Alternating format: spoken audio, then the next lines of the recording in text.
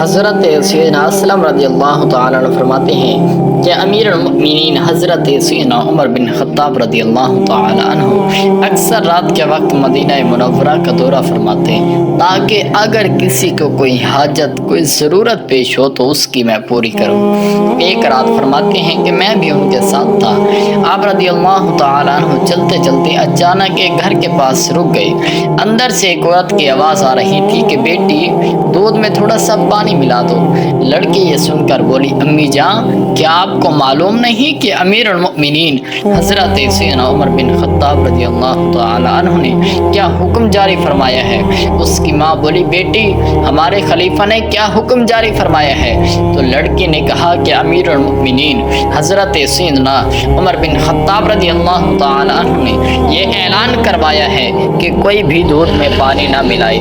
ماں نے یہ سن کر کہا کہ بیٹی اب تو تمہیں حضرت سیدنا عمر رضی اللہ تعالی عنہ نہیں دیکھ رہے، انہیں کیا معلوم کہ تم نے دودھ میں پانی ملایا ہے، جاؤ اور دودھ میں پانی ملاؤ۔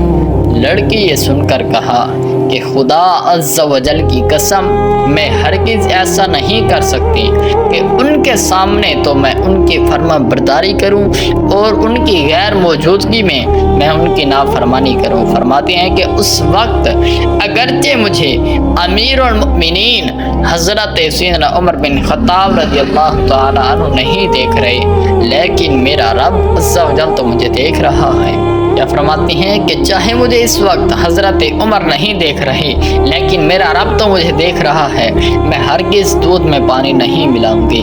حضرت سیدنا عمر بن خطاب رضی اللہ تعالی عنہ نے ماں بیٹی کے درمیان ہونے والی گفتگو سن لی تھی۔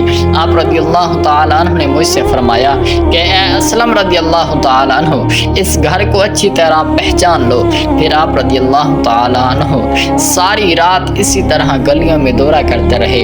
جب صبح ہوئی تو مجھے اپنے پاس بلایا اور فرمایا کہ اسلم رضی اللہ تعالی عنہ اس گھر کی طرف لوٹ جاؤ اور معلوم کرو کہ یہاں کون کون رہتا ہے اور یہ بھی معلوم کرو کہ وہ لڑکی شادی شدہ ہے یا کنواری۔